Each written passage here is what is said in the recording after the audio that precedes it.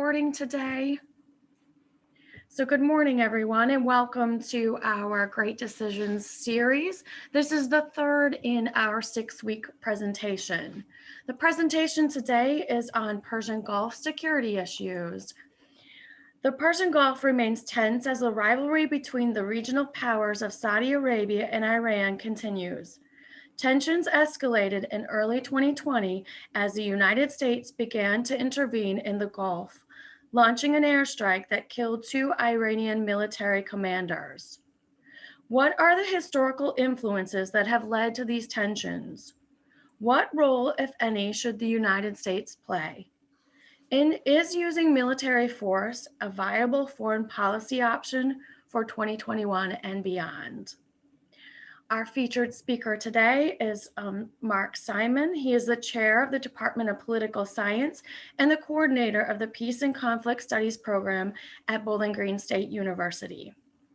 He teaches courses on international relations, foreign policy, peace studies, and conflict resolution. He also runs the BGSU Model UN program.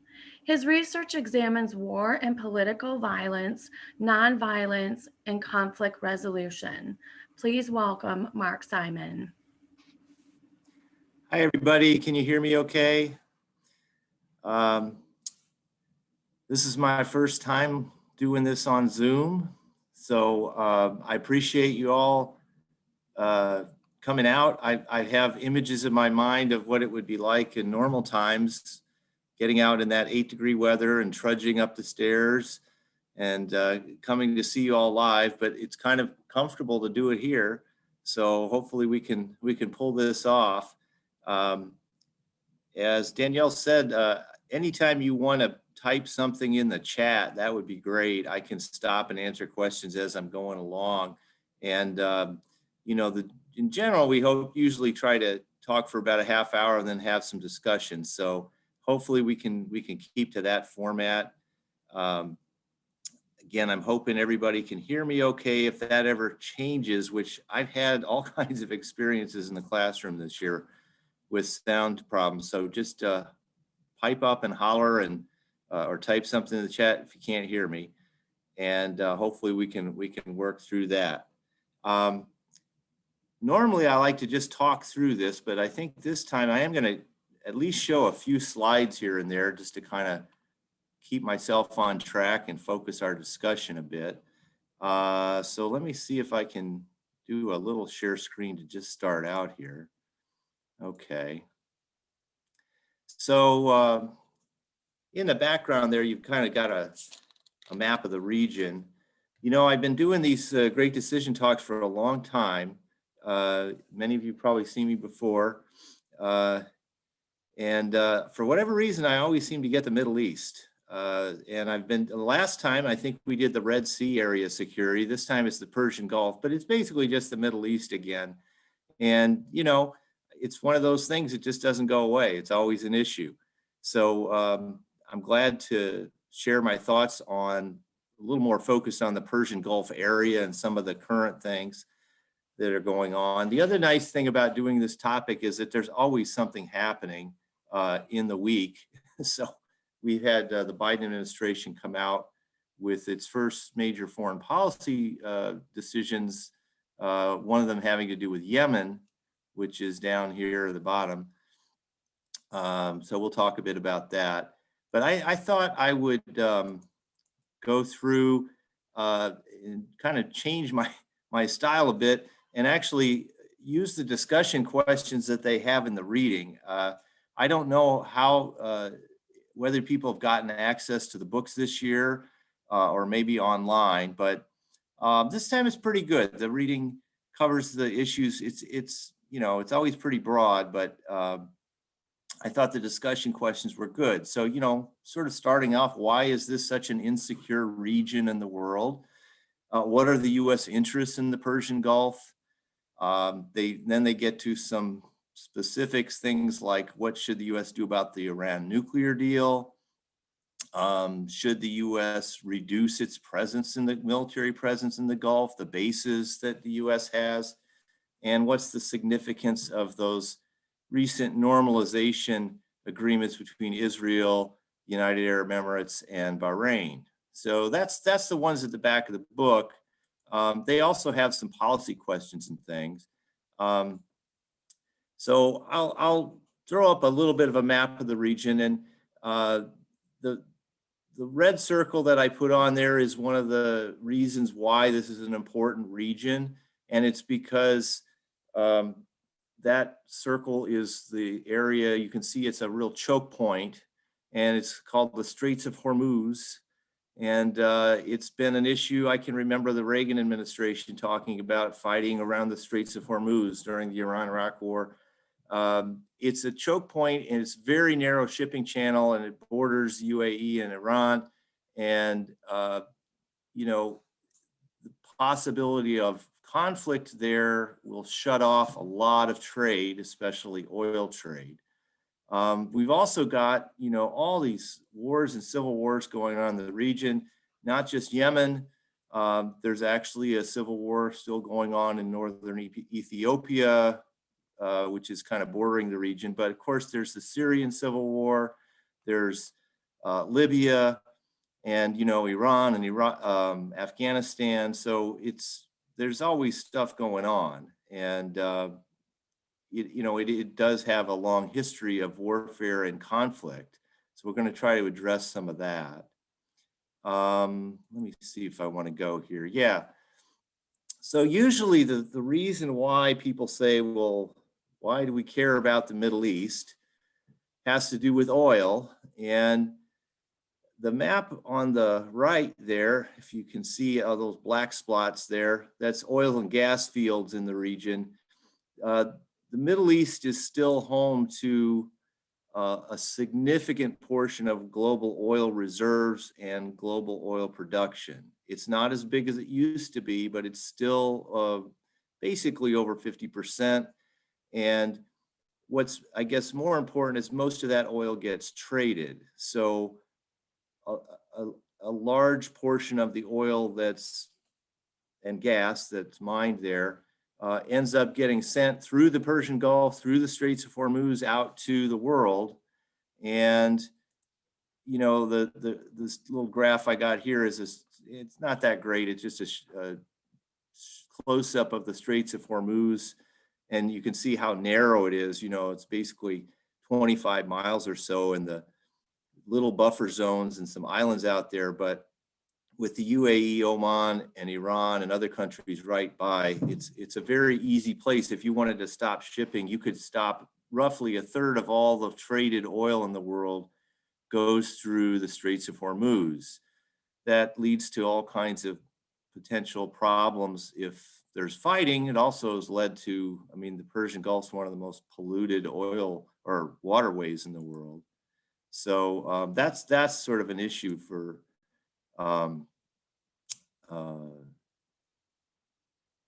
why is the region so important? Now, I will say this about oil and the importance, and this is something that's changing, right? So, back in the Cold War days, in fact, with not just the competition with the Soviet Union was a big deal for the U.S. In protection of Israel in the wars that were going on in the 60s and 70s there. But especially after the 1973 war, when we all, those of us old enough to remember the gas lines and the oil embargo that occurred because of the 1973 war between Israel and its Arab neighbors, when OPEC finally realized they had enough oil production that if they cut production, they could really affect the price of oil. So they did, and oil quadrupled in 1973, 74, and we waited for gas. And then that coincided, of course, with this period of high inflation and unemployment in the United States and also in Europe and other countries, and people forever, so it's been almost 50 years or 40 years since then. Forever, we have this connection that, oh my gosh, the oil is going to wreck the world economy if it gets shut off. So that's been sort of the overriding concern for most Americans thinking about the region and the Persian Gulf and why it has to be secure and stuff. Um, the thing is that, and then we actually had another big oil shock in 78, 79 when the Iranian Revolution happened. And again, with the potential for conflict and things, shipping got tight and oil prices doubled again. I recall that as the first time we paid $1 a gallon, which actually, we're only paying $2.20 now. It's not that bad, right? So that should kind of tell you something too, is oil prices really did affect the world economy back in the 70s and 80s quite a bit. But the amount of oil that the United States, for instance, gets out of the Persian Gulf is really quite minimal. I mean, in fact, we're almost to the point where we could be considered almost a net exporter in the sense that we've had all this Permian base or all the fracking capacity. The U.S. has really increased its oil production and gas production. But the big thing that's changed, other than the Cold War ending and all of that, is that over the last 30 years or so, the percentage of world energy consumption that's based on oil has dropped from about 50% to about 30%. So what's replaced oil to some extent has been an increase in natural gas. Coal has also dropped. But of course, with our climate issues and just evolving technology, the demand for oil globally is not increasing the way it used to, and we're replacing our energy use with renewables and other non-fossil fuel sources. Now, those sources globally, it's still around 10, 12%, but it's starting to increase exponentially.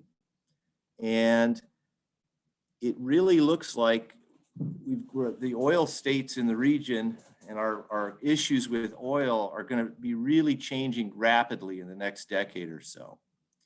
For instance, you may have heard, I think it was General Motors that came out and said by 2035, they're going to stop selling gas internal combustion cars. They're going to only produce either electric or net zero emission cars.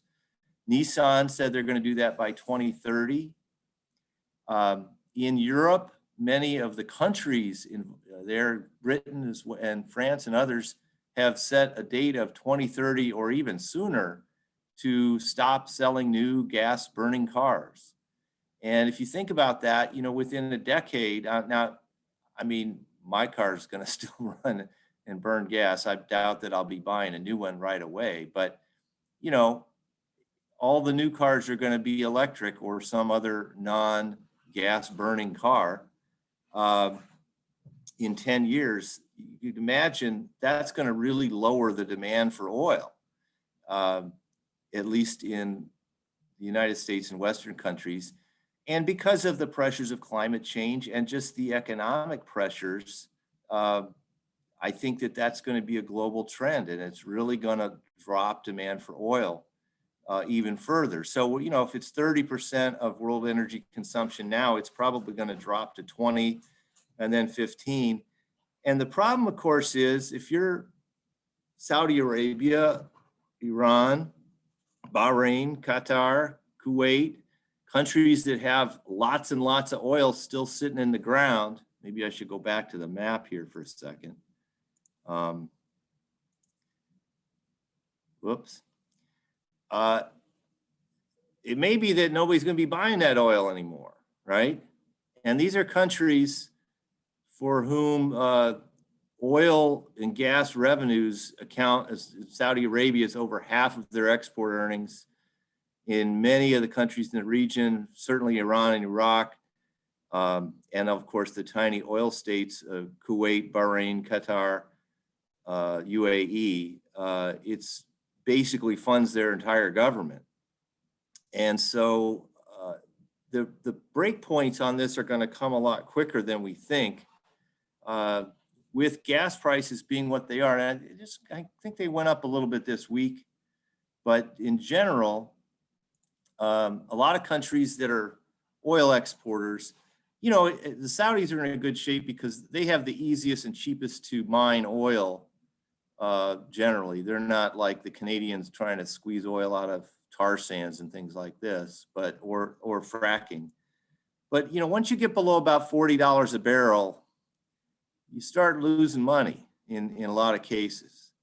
And so countries like Saudi Arabia, I mean, they've seen this coming for a while, but they're starting to really get nervous about how quickly it might shift. So they may go from being very wealthy oil-funded governments to countries that don't have that resource anymore, and they're going to have to change. So, for instance, the Saudis have this plan called Vision 2030. They're trying to sell what oil they can now and start saving that money in a sovereign oil fund. Basically, this is what Norway did.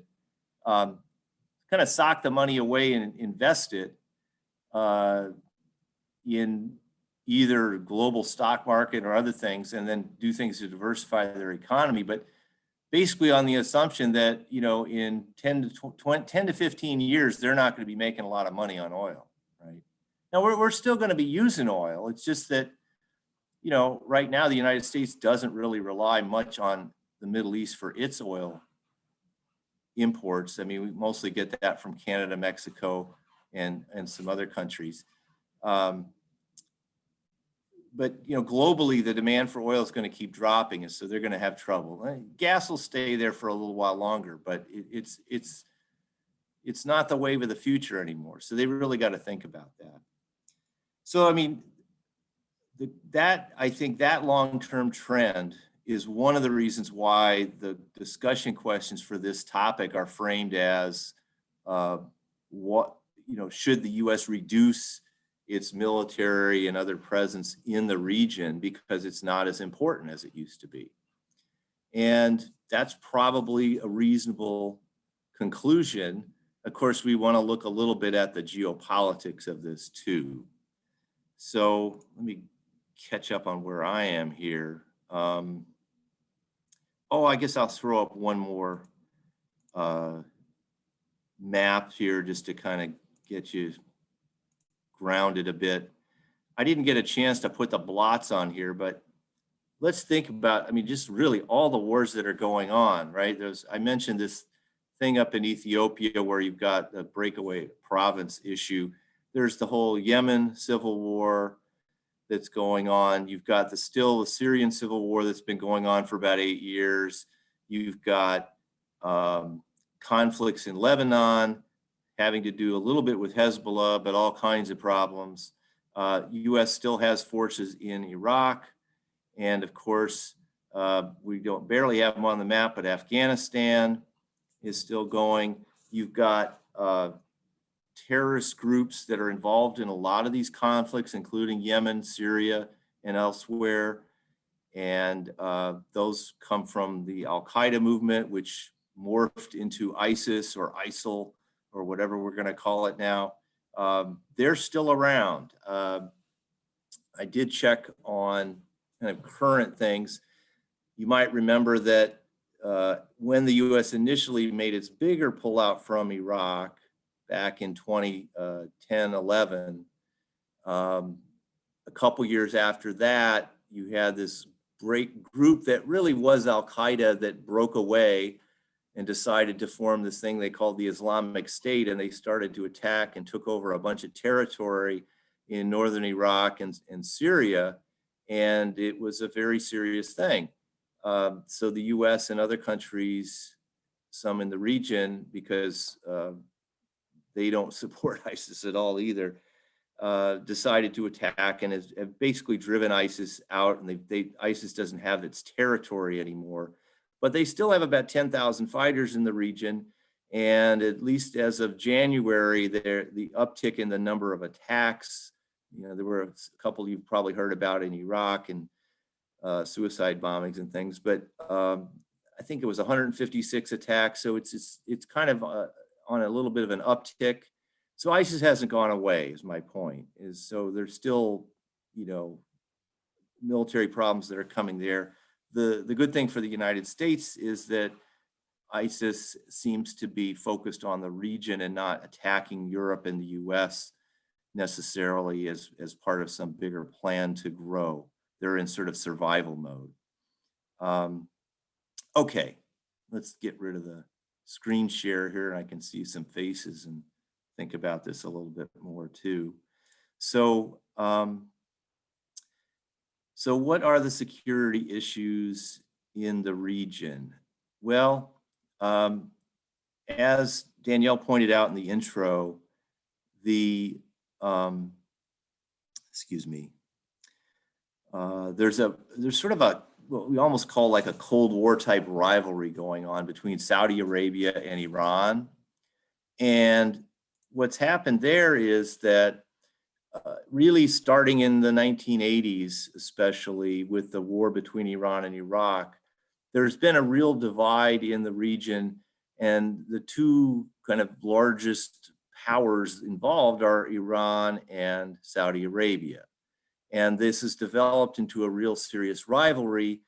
It's based partly on the split in Islam between Sunni and Shia, but I don't want to oversell that. I mean, it's true. Saudi Arabia is Sunni, like 90% of all Muslims in the world. Iran is mainly Shia Muslim, and they have tried to, I guess, protect their existence and expand their influence by aligning with other Shia tilting groups in the region. And so Iran and Syria have been allies. Syria's government was Alawite, which is a variant that's closer to Shia. Iran has supported Hezbollah, which is a Shia military group in Lebanon, and then other factions as well. So it looks like a kind of a religious split, but you got to remember too that Iran is Persian and most of the rest of the Middle East is Muslim or Arab, and so the ethnicity is different. And there's a long-running historical kind of divide there between, I guess, well, we could get to the historical terms, but the Iran and Saudi Arabia. So what happened was in the 1980s, Iraq and Iran had this long war started by Saddam Hussein and it killed a million people. And it ended up that Iran basically won, but that started the concern. And I think it's the idea was that Iraq is kind of a, in a sense, a buffer state between the two. So at that time, of course, Saddam Hussein and the Sunni factions in Iraq were running that country. And, you know, the threat was that because Iraq actually has about maybe 40% of its population are Shia, that if Iraq would lose, that Iran would gain influence and gain control of more oil and things like that. Well, it didn't happen at that war, but then we had the Persian Gulf War with Iraq attacking Kuwait, and then we had a decade of, you know, the US policy of keeping Saddam in a box and containing Saddam Hussein. And then in 2003, George W. Bush administration decided to go to war to get rid of Saddam Hussein's regime in Iraq and did that in fairly short order. Unfortunately for the region, that elimination of a Sunni-oriented regime in Iraq led to the increase in fears by Saudi Arabia about Iran getting more influence. And since Iraq is still a very unstable place, it's now mainly run by Shia-leaning people in the government, Iran's influence has expanded, and that's just heightened everybody's fears in Saudi Arabia and westward. So that's sort of the basis of that ongoing conflict. And what's happened in Saudi Arabia is that the young Mohammed bin Salman, who's the crown prince to the aging king, has taken over their foreign policy and has gotten very active in trying to resist anything that he seems to think is somehow expanding Iranian influence. And so that's where we get things like, well, the war in Syria is a result of the Arab Spring, but the opportunity rose that perhaps they could get rid of the Assad regime, which was aligned with Iran. And so the Saudis, and along with the Egyptians and UAE and others actively tried to support getting rid of Assad. That was foiled by the Russian intervention in 2014 or 2015, which really saved the Assad regime.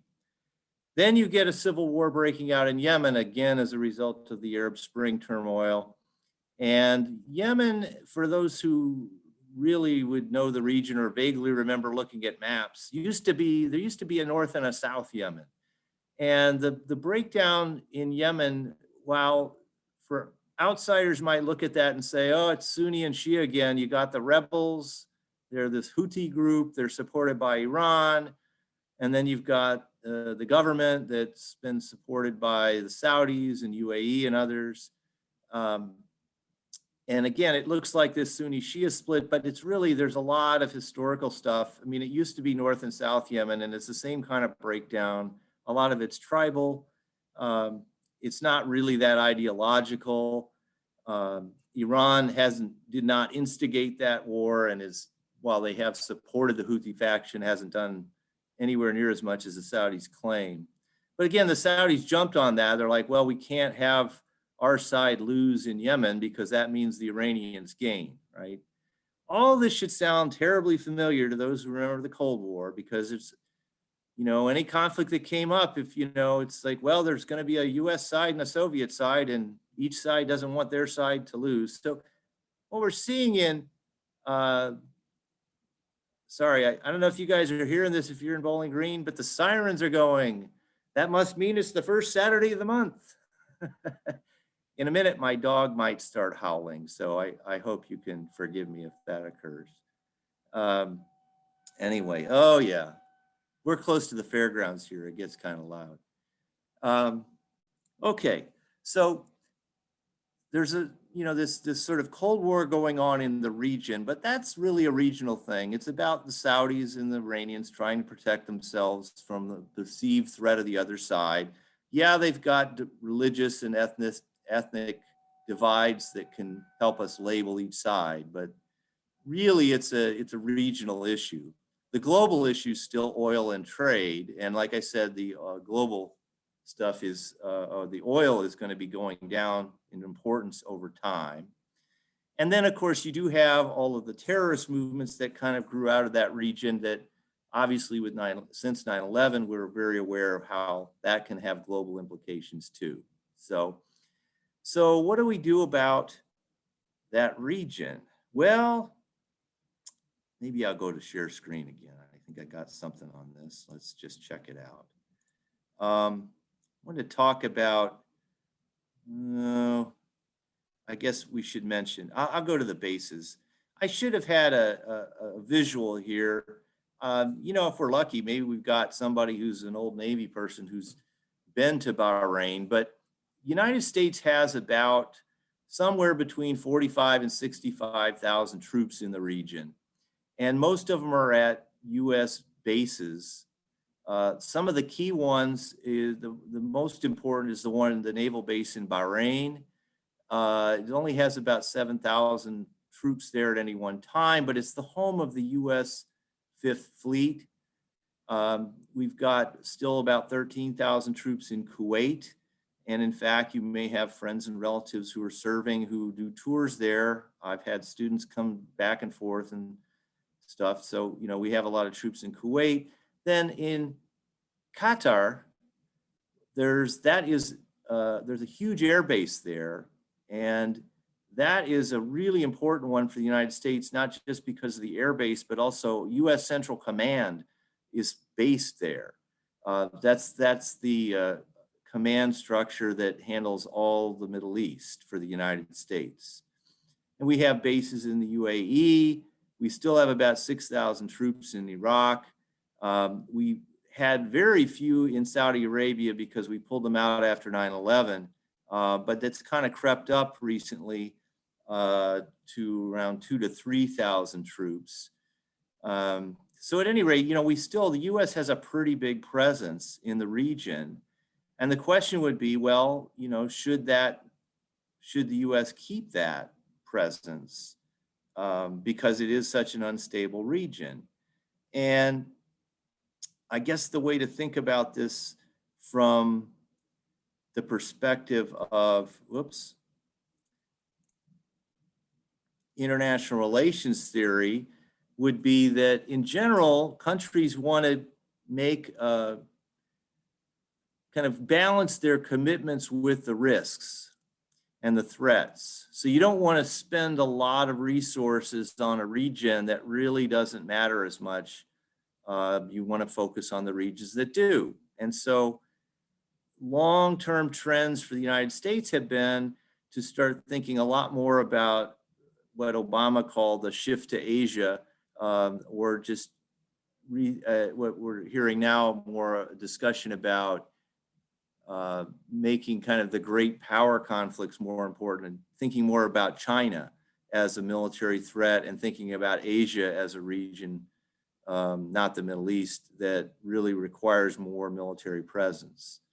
And so there's some pressure to kind of continue that and not spend a whole lot of time in what the Trump administration called the endless wars in the Middle East. And I think, he was mainly referring to Iraq and Afghanistan, but to kind of, free the US forces from those things. So, sort of in the long term, that's probably what's going to happen.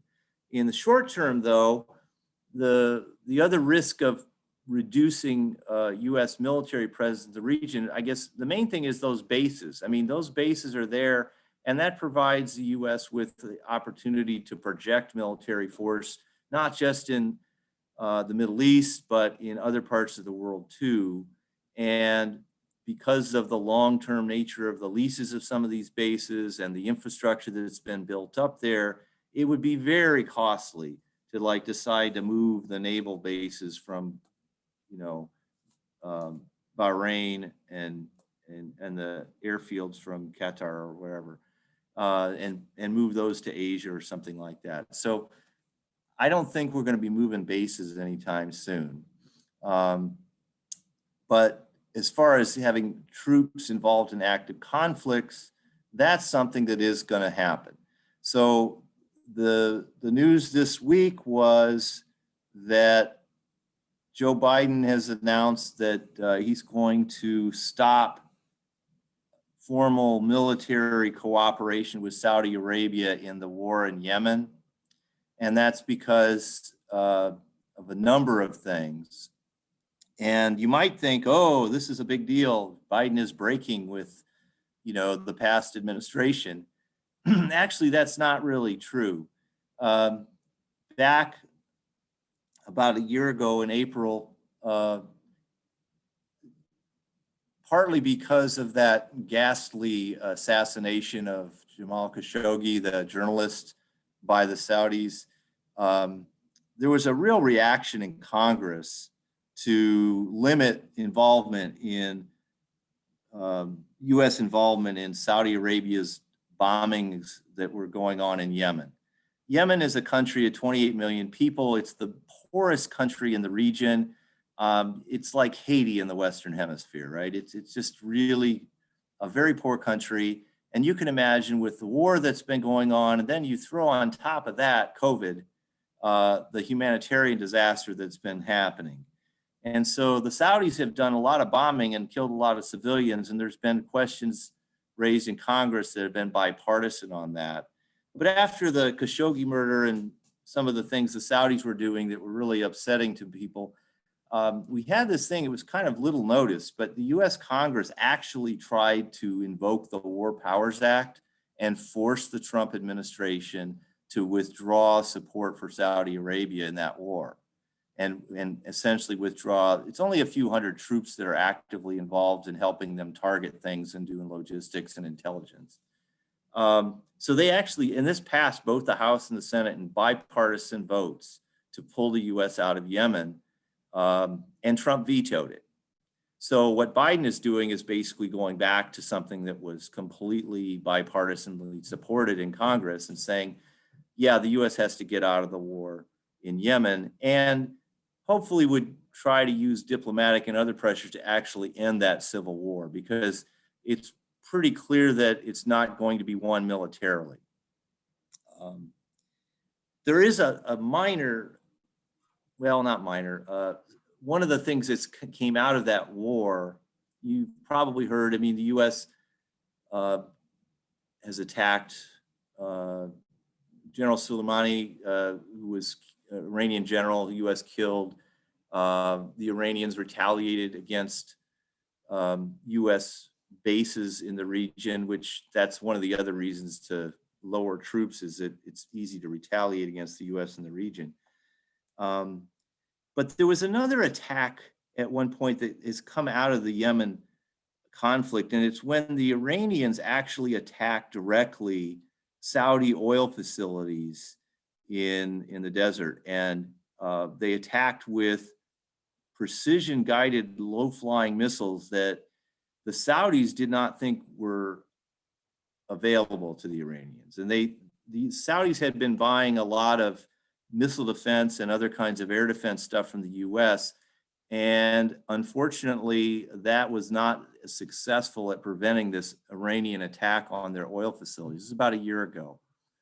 And that actually has raised a lot of alarm bells among the military in both Saudi Arabia and the US, because it means that the Saudis actually have, the Iranians actually have much better missiles than we thought, that they're not just the kind of poorly guided and hard to aim things. These are low flying guided missiles that were able to evade fairly serious defenses and hit oil refineries and facilities in Saudi Arabia.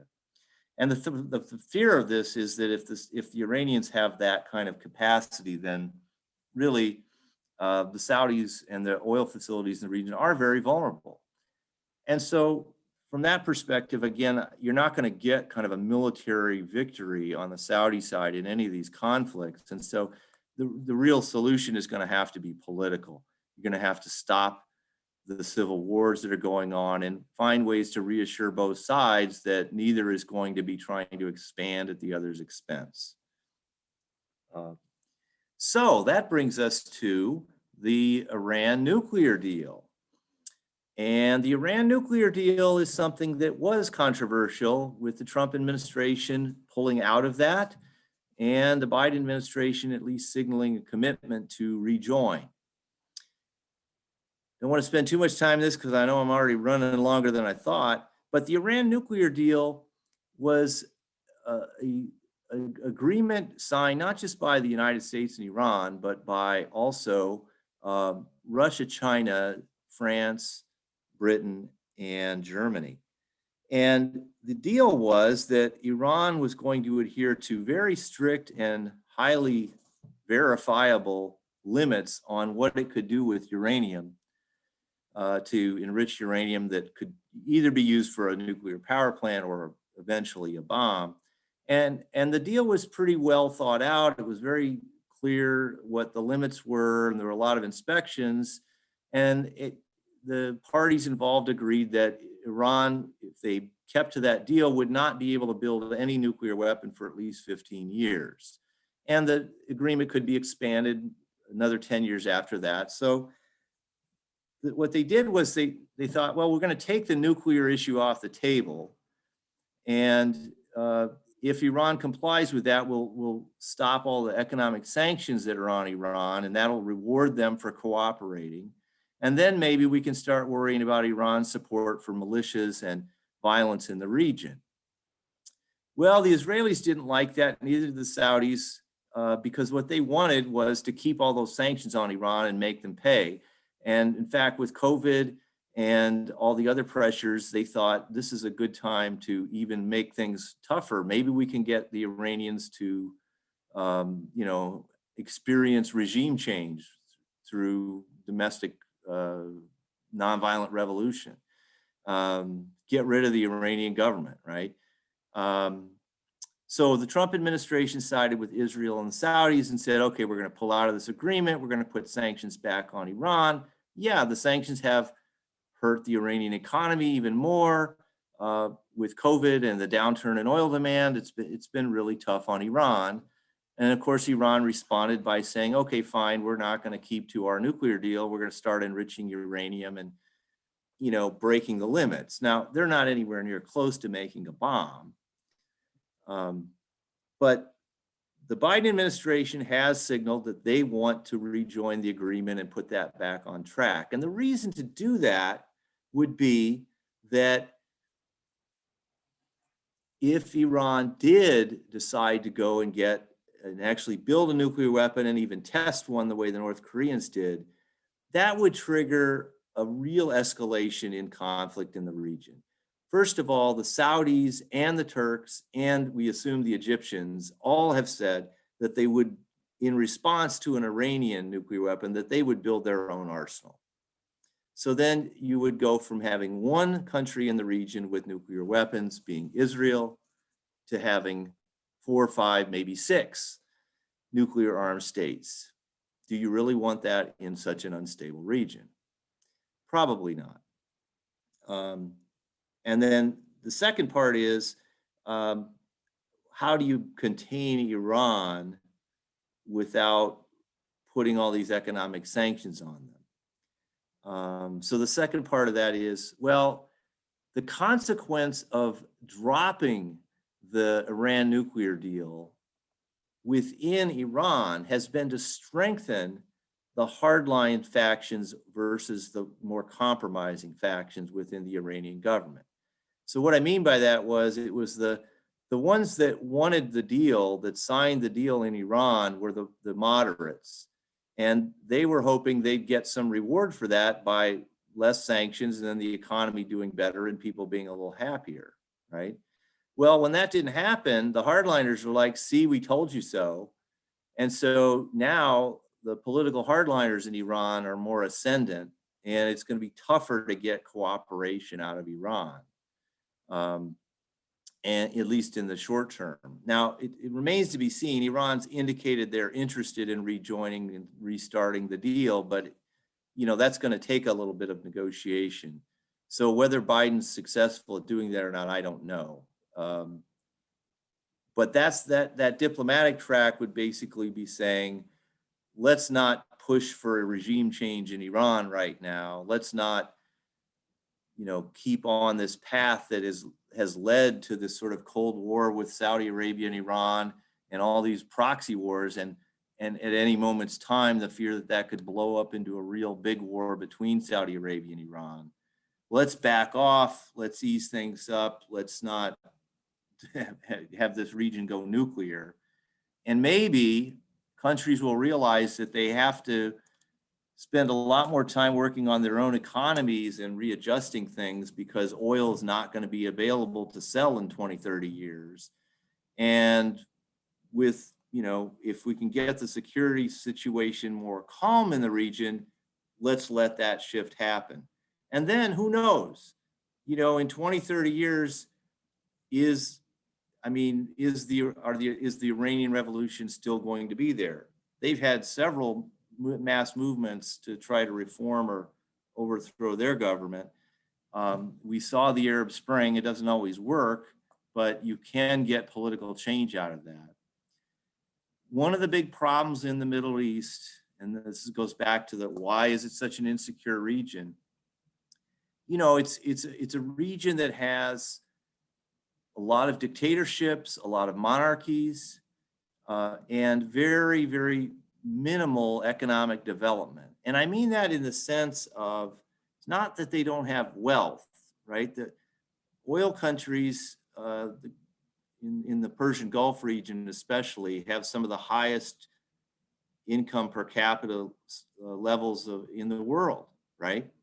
The Saudis have had all this oil money since the 70s, when we all waited in gas lines. And so there's a lot of oil, but there's this thing that we call the oil curse that sometimes happens.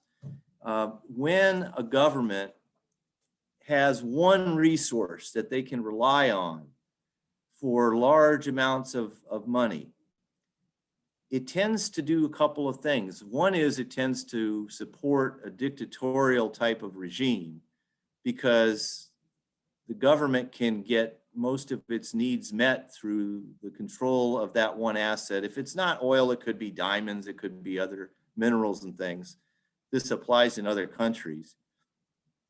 But that people tend to rely on that big flow of money from the oil, And then they don't do what good governments would normally do, which is to try to diversify the economy, not be so reliant on one thing for all your wealth, especially a commodity like oil, whose price can fluctuate quite greatly.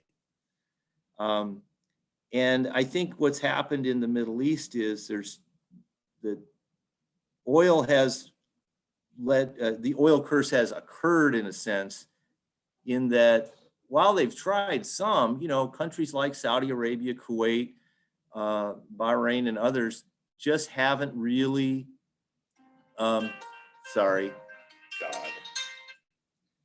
haven't really diversified their economies and figured out, like Norway, how to be an oil state and also develop into a modern, wealthy country. The other thing that's interesting is that there's so many monarchies in the region. And what I'm going to make a point here is that when we had the Arab Spring, the nonviolent revolutions in 2011 that overthrew governments in Tunisia and Egypt, and then in Syria, and then in Yemen, and in Libya, and those last 3 or 4 have ended up in civil wars that haven't kind of worked out so well. Political change it seems like the monarchies have had a better time of resisting big political changes. The dictatorships have faced these problems, and I think the situation with the civil wars in Libya, Syria, and Yemen, that's not going to get resolved anytime soon. But the monarchies like in Jordan and in Saudi Arabia and other places have tended to be able to weather these mass movements from below better, and still maintain control of the country and avoid civil war. I'm not saying that's necessarily a good thing, but it's because the monarchies seem to have a little bit more legitimacy, and haven't been able to be portrayed as, really corrupt dictatorships like Gaddafi in Libya, Assad in Syria, and others. And so there's a little more political stability there. On the other hand, it's meant those monarchies have been slow to adapt and change.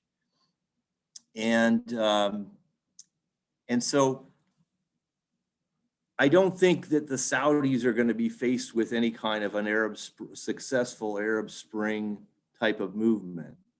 The Iranians might. They had a near thing, the Green Revolution in 2009 over a presidential election. You never know. But political change is going to happen slowly in the Middle East. The United States traditionally has tried to encourage stability. And what we've seen out of Saudi Arabia in the past couple of years with Mohammed bin Salman being much more aggressive militarily has kind of shaken a lot of the traditional military folks in the US who would really rather see things stay fairly stable and change happen more slowly and progressively, than risk big military conflicts that could kind of blow the region up. So that seems to be, to me, where the Biden administration is heading. They're not going to radically abandon the Middle East. There's way too much invested in all these bases. They'll stop selling certain arms to the Saudis, but we'll still sell them missile defense stuff. It's not a region the U.S. is going to pull out of, but what the U.S. is going to try to do is keep it stable enough that it doesn't blow up again in the next decade or two. And then we can just address the broader, slower changes that the drop in the price of oil and all the changes from climate change and stuff are going to happen. That whole shift is going to occur if we can manage that without having a big war between the Saudis and the Iranians. That would be a good thing. I've gone on long enough here, I think, and I see a couple of questions popping up in the chat, so I'm going to go ahead and stop for the moment. I think there's a bunch more I could say on lots of issues. So if you have questions about anything, whether I've talked about it or not, I'd be happy to engage with you. And Danielle, you decide whether you want to unmute people or not. Sure. Sometimes it's fun to hear voices. I'll let you run it. Sure. We'll go ahead and we'll start with the first question. And the first question is, it seems that things would have been better if the U.S. had created 3 countries out of Iraq, Kurdistan, and Sunni state, and a Shia state. Yeah, well, you know, the Middle East is like Africa. There's a lot of borders out there that come from colonial situations that don't really match where people live. And in Iraq, you're right, there's a Kurdish ethnic group. They happen to be Sunni, but the Kurdish is a more important identity there in the north. There's also Kurds in Iran and Syria and Turkey. They've felt that back in after World War I, they kind of got screwed by not getting their own state. And we've had problems in those 4 countries with the Kurdish minorities ever since. So yeah, there was some talk of this of, well, let's just let the Kurds in the north of Iraq kind of have autonomy. And then we would have sort of a Shia state in the southern part of Iraq and a Sunnis that tend to live in the middle part near Baghdad. That's how the Civil War kind of played out. In fact, there were a lot more mixing of Sunni and Shia, but because of the way Al-Qaeda tried to exploit the Sunni-Shia divide, people moved out. And so the country split up a lot more than it used to be. This is kind of like saying, well, you know, we tried to, in Bosnia, we tried to basically, you know, kind of break it up into a sort of a Muslim, Croat, and Serb section and that sort of thing. The problem with Iraq is, even though it is historic Mesopotamia, it is kind of that buffer state between the Saudis and the Iranians. And for whatever reason, politically, there's been a desire to keep it whole. And I think that's been difficult because of those 3 big factions, right? So if you made those into 3 tiny countries, that sounds okay if you're just thinking about Iraq. But then if you create a Kurdistan in northern Iraq, well, then the Syrian Kurds and the Turkish and the Iranians are going to want to have their parts of their countries join with that state. And none of those countries want their minorities to break off. And so you'd have wars and civil wars to try to deal with that, right? And then as far as the Sunni state and the Shia state in Iraq, the problem there is that the Shias live where most of the oil is. So if you make a Shia state down there, they get a lot of the oil wealth. And then if Iran decides to dominate them, or maybe I doubt that they would succeed in actually taking it over, that could be a problem there. So it's just shuffling the deck, right? And the standard international relations response is to say, well, you know, we've got this country, and if we could just hold it together, it's a great buffer between these other 2 powerful folks. So let's see if we can work out some kind of political solution, because in fact, those folks have lived together for centuries. It hasn't always been this way where they've been fighting.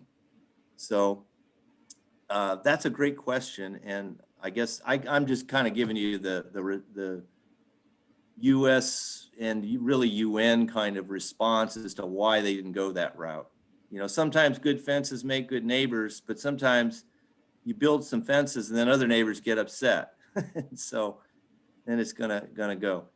Bob Calcott's asked here, what alternative industries are possible? And Oman was considering tourism with environmental emphasis.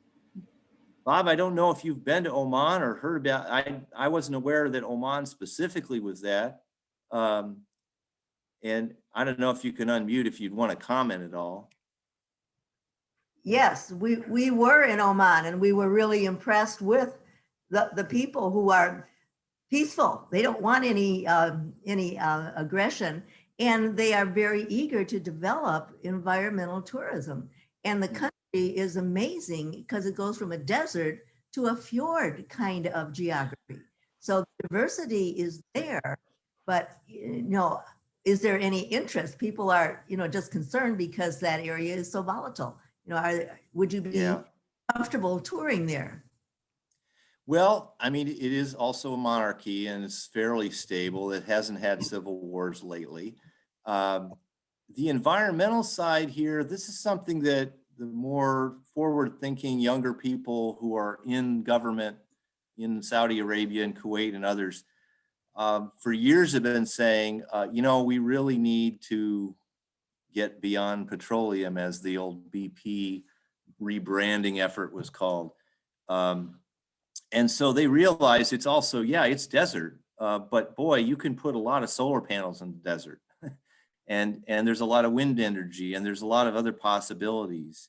So country like, don't blank on me now, Morocco, and to some extent in Algeria and other places in North Africa, they're trying to diversify their energy. I mean, these are countries that have oil, but they're trying to develop, with some European help, big solar fields, and then taking the electricity generated, running cables under the Mediterranean and selling it to the Europeans. So it's possible to do that. The other thing that's going on in the region, for those of you who've traveled there, and I haven't, unfortunately, but I have a lot of friends that live there and that do. It's hot as heck, not necessarily in Oman on the ocean, but every summer I've been seeing these incredible temperature readings in Iran, something like 161 degrees. Now that's a heat index. So it's like 120, 130, just heat, but they get these humid things coming off the ocean and stuff, and it's unbearably hot. I know it's been hot there for a long time, but it's really kind of getting out of hand in certain areas. And there's just an understanding, I think, that climate change is unfortunately going to make the Middle East, at least parts of it, nearly uninhabitable without air conditioning. And it's not, I mean, places like Yemen poorer places don't have a lot of that. And anyway, I think there's an understanding. It's more among younger people that something's got to happen on climate change. The other kind of diversification of industry stuff that can go on. You've seen a lot of it with, all of the construction that's gone on in UAE and trying to make themselves financial hubs, trying to develop other kinds of industries and investing in educational resources, there's a whole bunch of American universities that have opened up branches in countries in the Middle East to try to get a little bit more highly educated people in the countries to stay in the countries. There's not like one particular industry way to go, but I think given the reliance on energy, they're thinking, well, let's shift to kind of renewable stuff. So that's possible. And, just historically, there's so much there for tourists to want to go and see. If you can get the security right, tourism will be a big deal, right? I mean, a lot of people would love to go to Egypt or Iraq or Israel and feel safe enough to do that and see all of the ancient history that is there. It seems the Sunni Shia rift, this is Niles Nilsson, was so bad that there would be a big problem in Mecca. I'm curious about that because Mecca is the city in Saudi Arabia, right, where the Hajj occurs, and Muslims make this once in a lifetime. They have this obligation, if they can, to make the journey to Mecca and for the Hajj. But due to the coronavirus, I think that got canceled last year. And, that's another issue is it's the Saudis have control of Mecca and Medina, the two holy cities outside of for Islam, and the third being Jerusalem. So again, there'd be a lot of tourist opportunities if only they can keep things stable. Maybe I should mention, this is something I didn't play up as much. I I was actually toying with even showing a short video here or something, but another big problem in the region is that population growth has been fairly high, and there's lots and lots of young people in the Middle East. And as they get through, and some of them come to the US and even Bowling Green and get higher education degrees, and they go back, and there's just no jobs, right? So you've got youth unemployment at 20, 30% in a lot of the countries in Middle East and North Africa. And that's what's fueling a lot of this resentment, is that there's wealth in the country, but if you're not connected to the right people and the right families and things to have access to that, you're stuck.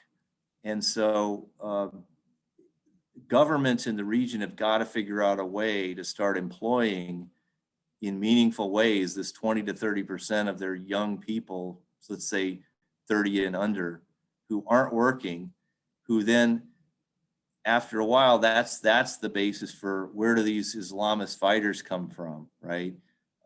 It's young disaffected folks. Where do the Arab Spring revolts that are nonviolent and maybe democratic come from? That comes from people, you're 25 and you got no prospects, and you may even have a college degree, and you're looking at making I don't know, $40 a month driving a cab or doing something that's has no future. So that's a tough problem, and that's why I say the oil curse is the real root of a lot of this, is that the governments got rich on oil, and they just didn't, the royal families and the elites that were running things in the military all got that money, but they didn't get spread around in society. And now they're facing the consequence of that, which is going to really get bad when the oil money stops coming in. Mark, the interesting thing in Oman was that everybody can get a free home and free education and healthcare. They're required to work. So Oman is not letting people come in from other countries and do the work. They're requiring that their own citizens take the jobs. And as a result, I think they're quite a bit more stable than some of these other countries. Yeah, Oman has a bit of an advantage in that their population's a little lower, but I think you're right. Like, for instance, the Saudi government funds education for its citizens. I mean, that's why there's so many Saudi people in the U.S. studying higher ed and stuff. And they do ask them to come home, but they don't all come home. And so, Oman is giving out, the way the monarchies, a lot of them have stayed in power, is that they have very strong social benefits. You get free healthcare, you get free education. And I guess what you're saying is the Omanis make sure that when you get that education, you stay in the country, that you can't just emigrate, right? The other big thing in the region is, especially this would be the small countries like Kuwait and Oman and Qatar. There are a lot of foreign workers that come in that actually do all the oil mining and do all the difficult things, and also house cleaning and stuff like that. So you've got all kinds of people from India, Philippines, other parts of the Middle East that are basically foreign workers coming in to do a lot of the manual labor, and then sending that money back home. So, again, there hasn't been, I guess, the desire in a lot, or like the planning in a lot of these places to say, we've got to create ways that our own young people can do something tangible in our own country, other than these sort of manual labor, low paying jobs.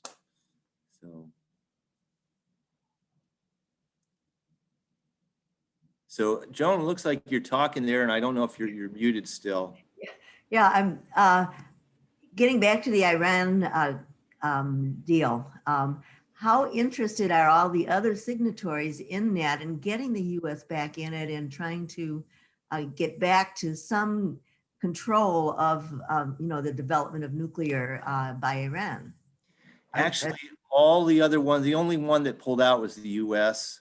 So Russia, China, Britain, France, and Germany, they wanted to make that deal work. And it's not just because they don't want Iran to get a nuclear weapon, which none of them do, but it's also this concern about if Iran becomes nuclear, it's going to lead to this cascade of other countries, right? And it's just, a lot of countries in the world are suspicious of the Iranian government. They don't trust them and all of that. But as we've seen, even with North Korea, it's possible for a kind of unstable leader, a very strange dictatorial system to have nuclear weapons, and the world can kind of tolerate it. But you don't want to have that happen 5, 6 more times, right? And the possibilities for nuclear terrorism and all kinds of stuff just increase as you get more nuclear states. So that's something all of those big powers agreed on. And my sense is the political angle is if you get the Iranian nuclear deal to work, you're going to empower the moderates in Iran, and so that maybe you're going to be able to negotiate with them on the other issues. Right. And as far as Iranians' funding of militias around the region and stuff like that. Thank you. If anybody, in line Don? with the Iranian nuclear deal, maybe I missed something on the news or whatever. What was the reasoning or the rationale behind the United States for pulling out of the nuclear deal? The rationale was that they should never have made the deal because Iran is this sort of bad actor in the Middle East. They're funding Hezbollah and a dozen other militias that cause problems and death in lots of countries. And the economic sanctions that were placed on Iran were depriving the government of money and funds to continue that sort of behavior. And that if we just keep the pressure on, maybe they'll change. It's like, I could do it. Like, suppose you've got this issue with, oh gosh, I always want to use family examples. Like, you've got this problem child. They've got this one really bad problem, right? But they've got lots of other ones too. And so you're punishing them. But then you say, all right, if you deal with this one, if you just cooperate with me on these one little problem, we'll take all the punishments off. So what the Israelis and the Trump administration and the Saudis thought was, we don't want to take all the sanctions off of Iran and only get cooperation on the nuclear issue. It's like, we want them to stop funding terrorist groups and militias and supporting the Houthi rebels and all the other stuff that we don't like. The other side of it was they thought Iran was really hurting economically, and that, if we kind of turn up the screws now, maybe we'll get a big change, a big regime change. So that was the argument for pulling out. It wasn't so much to pull out of the nuclear deal, was to keep the sanctions on. Problem, of course, is if you don't have everybody cooperating, then that doesn't work. So the US put sanctions back on, but the Europeans didn't. And that created some problems with the US and Europe. And then, if the Chinese aren't going to cooperate, then, Iran will just continue selling its oil to China, and you won't be able to actually turn the screws on them as much. So the US pulling out of the nuclear deal, because it wasn't supported by the other countries, Iran wasn't hurt as badly as they might have been. And anyway, so the argument on the sort of the Trump, Israeli, Saudi side is keep the pressure on. They're about to break. Why let up the pressure when Iran's right at the breaking point, right? So then we could get a whole new regime and not just get done with the nuclear problem, but get done with everything. And Obama and the Biden approach has been more, no, if we can just keep us safe from this nuclear issue, which is really I mean, if it went south, you don't want nuclear weapons being dropped, right? So that's a big relief to a lot of countries just to deal with the nuclear issue. And then by doing that, you see more moderate people in the Iranian system will be in power, and you might be able to negotiate some of those other problems. That's basically the argument. Sort of, it's kind of like with the Cubans. You know, there's been a couple of points when in the United States we've been thinking about maybe moderating and kind of being nice to Cuba again, or wait a minute, Castro, the whole regime's on the ropes right now, like when the Soviets collapsed, and even recently, it's, you know, it's like if we just push them a little bit more, maybe we'll get a revolution and we won't have to deal with that regime anymore. Does that make sense, Don? I'm just trying to give you the two sides here. Yeah, no, that explains quite a bit, because, you know, when you watch the day-to-day news, some of the stuff gets pushed to the side, or another big story develops and you never really learn how the previous story played out. But yeah, what you're saying makes a lot of sense. Yeah. So, you know, the thing about the Middle East is it's so volatile right now because the US did pull out of the Iran deal, because there's all these wars ongoing. There's all these militias still, you know, fighting each other. And, you know, I think the idea from even the Russian perspective, to be honest, is if we could just calm this place down, get some of these civil wars stopped, and, you know, let things kind of create a little bit more stability, we won't have to worry about being on the edge of every time something happens in the news, you know, somebody gets killed by a drone and it's like, we're like, oh my God, there's going to be war with Iran. You know, I think from the US perspective, it's like, oh my God, we don't want to have to get into another big war in the Middle East, right? But even in the Middle East, it's like, oh, you know, we don't want to have another war, like a big war between the Saudis and the Iranians. That would be a big war. You know, those are two big, very militarily stocked countries. That would not be a small thing. So, you know, we'll see if we can manage it or not. But the bigger change is happening, though, you know, the long term, I still think the declining value of oil. I mean, we've just got so much supply and the demand keeps dropping. And so that's going to force it in the next 10 years. You know, I mean, Iran really needs to get rid of these sanctions and stuff to just try to get their economy going and not be so dependent on oil. The Saudis as well. Because the countries that can't make that transition, you know, in 15 years when they're not selling any gas cars anymore, and we've changed so much of our electric power generation to something other than oil and gas, you know, they're gonna have a lot of oil, and, you know, they won't have a lot of buyers. Okay, one more. Since the US withdrawal from the Iran agreement, hasn't Iran increased its nuclear capability quite a bit? Oh, such a good question. This is one of those things where it's like, oh, you know, the technical side of nuclear weapons is it's just too hard to kind of get your head around sometimes.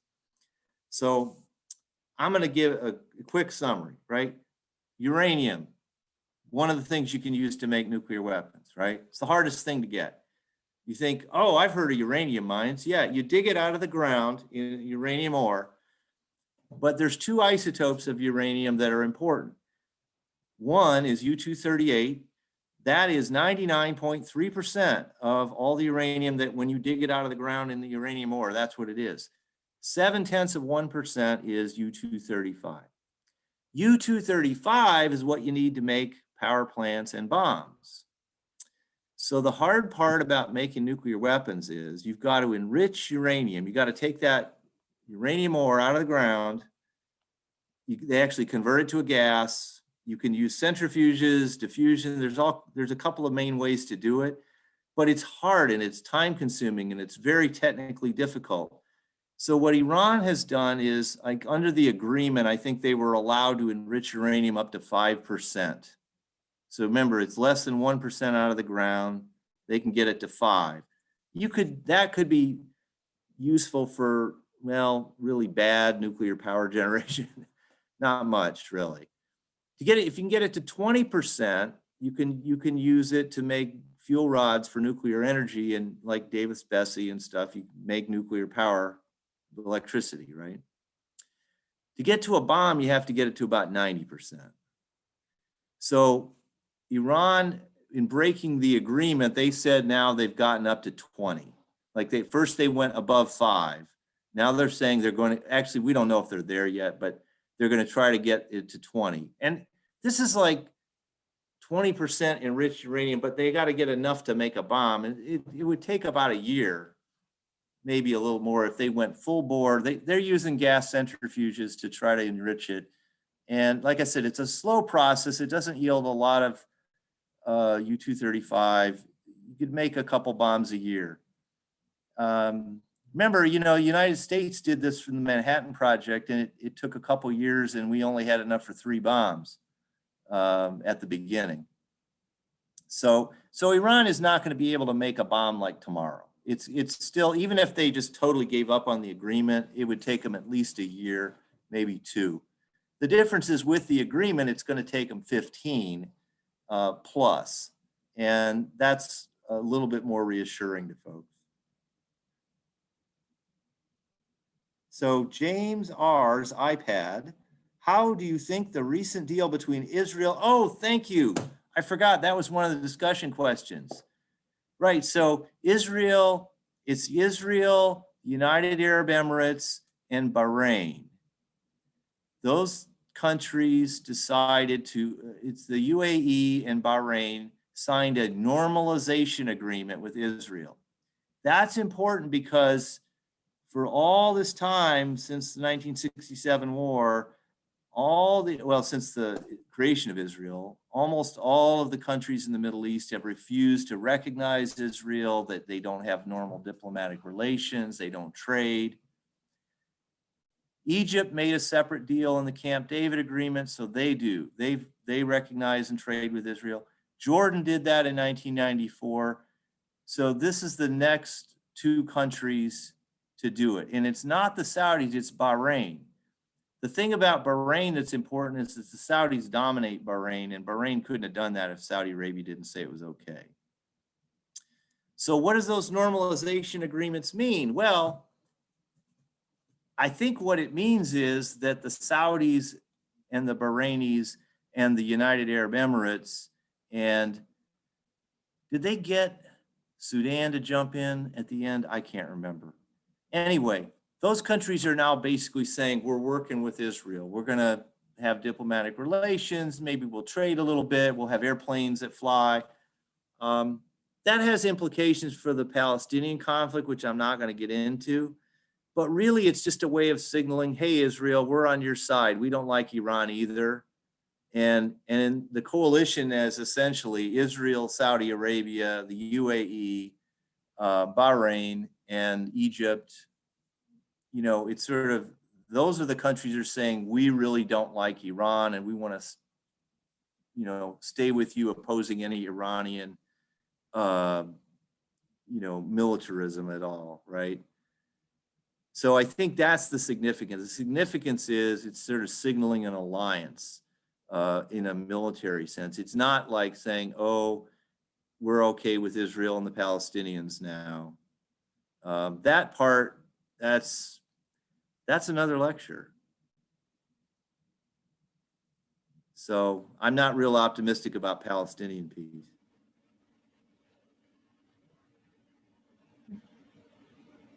I'm happy to take comments or questions as well. Danielle, we said 11. I don't know if people have places to go and things to do. It's still like 10 degrees out there. Yeah, so we'll just kind of check in with everyone. Does anyone have any additional questions for Mark today? Yeah, I have a comment. That business about the electric cars and General Motors. It's my understanding that they said trucks, and I'm assuming they're referring to like pickup trucks, that type of thing, are still going to be gas powered. And the other thing I'm wondering about with this oil, plastics are basically created from oil. Is this going to have a problem with raising the price of, well, possibly not only gasoline for some of these gas-powered vehicles, but also raising the price of the plastics that we use? You know, actually, the problem is the opposite. The price is going to drop. You know, because I think you're right about the trucks, by the way. I appreciate that correction. I think Tesla and some others are working on electric trucks, and I don't know how close they are. It's harder to power up those bigger vehicles with electric generation. But, you know, just thinking about supply and demand, right? The supplies of oil are very high with fracking and the new discoveries and things. The supplies are high. The demand is going to drop because there will be less use of oil in transportation and for electric power generation, stuff like that, right? So if the supply is high and the demand's low, the price is going to drop. It's going to stay low. What that means is gas is going to be cheap and plastics will be cheap too. And we won't stop making plastics because of climate change and stuff, because it's not a huge proportion of the oil that's used. Most of it we burn, right? So I think, and then, you know, you get into the problem of, well, if gas prices stay low, will people really want to buy electric vehicles? Because they won't save as much money that way, but we'll see. We'll see. I don't know. My guess is it's going to stick around $2 a gallon for a while. And, you know, you're not going to see any big jump back to the $3 and $4 a gallon days. I guess, you know, I'm not exactly an expert on this oil stuff and like that, but there used to be a stuff called bunker C, which was the dregs of the refining process. And that was used to power like steamships. Union Pacific Railroad actually built a locomotive that was a gas turbine type drive that used bunker C. It wasn't successful, but if the amount of refining goes down and we're using this bunker C to manufacture plastic, I think that would have an effect on the price. Now, maybe there's somebody out there that's more knowledgeable about this than I am, and you know, knows more about the refining process and how they can use different grades of oil or different grades of the refined product to produce plastics. But I mean, that was just my thought on the whole matter. You know, that's really interesting. I am not an expert on the refining process at all. I do have a general sense of how it works and that what you say about the dregs there.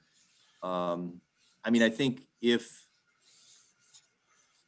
they'll shift refining, I mean, right, it'll be much more diesel and much less gasoline as the demands shift, you know, for cars and things like that.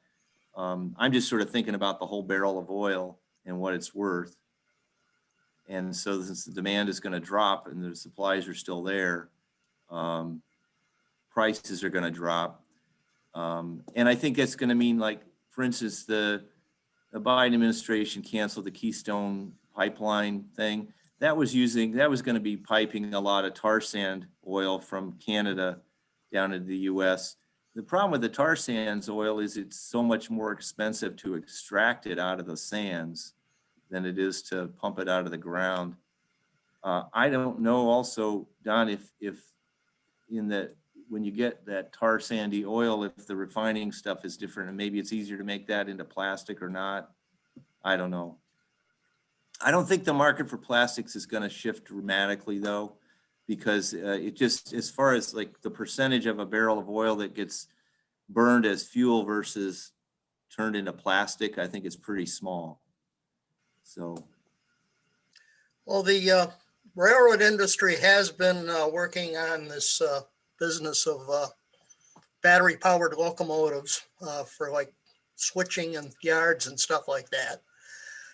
There is a proposal about using battery powered locomotives and at certain points having the overhead catenary wire, like on grades, mountain grades, that type of thing, and Yeah, recharging the batteries that way. The Port of Long Beach has a big problem with diesel exhaust, and they've come up with an experimental proposal, electrically powered trucks. If anybody remembers the old trackless trolleys that we used to have in the cities, including Toledo, it's the same deal. You'd have, two wires, positive and negative, strung overhead with the trolley poles, and that's what they would use. They would use these trucks to haul the containers from the actual docks to like the railroad marshaling yards. It would cut down on the pollution that was caused by letting the diesel truck engines idle, that kind of stuff. that's So really, I mean, there's a lot of angles to this whole thing. yeah. Well, I, I hadn't thought, I've never been to the terminals, but I can imagine there's a lot of diesel pollution and stuff. That's one of the byproducts of this. I am hearing though that, Biden is a big train guy, and they're going to try to push high-speed rail and other kinds of solutions. I also know, I'm from South Bend, and I know Pete Buttigieg, and he's now the Secretary of Transportation. He's a big train guy too. We still have train lines going from South Bend to Chicago and stuff like that. So, we might see a growth in passenger rail as a way to also reduce demand for cars and, airlines and stuff like that. We'll have to see how that shakes out politically. I mean, it's fun to think about. Honestly, though, I'd rather be in the new senior center with you guys, even if it was cold and snowy and we had to wear masks. But I'm hoping that a large percentage of you are getting some vaccinations, maybe. I know my mom just got her first shot in Indiana. And, this virus has just been such a struggle. And I'm hoping that we can get past that. That's sort of step one. And then it's fun I guess I enjoy thinking about the Middle East, thinking about the future, what's going to be changing and happening that's going to make things so different than they were 50 years ago or whatever. So I guess I'm going to kind of make that my conclusion is thank you all for taking your time on a winter's day to talk about and listen and think about the Middle East. And, let's just get through this next month and the next month and then finally get past COVID. Okay. Thank you so much, Mark, for sharing your morning with us today for our Great Decision series. This is lecture number 3, and we will meet back next week, same time, 9:30, for our 4th session, and it'll be titled Struggles Over the Melting Arctic, and we'll welcome Shannon Orr, professor at Bowling Green State University. So she's great. I'll try to tune in too.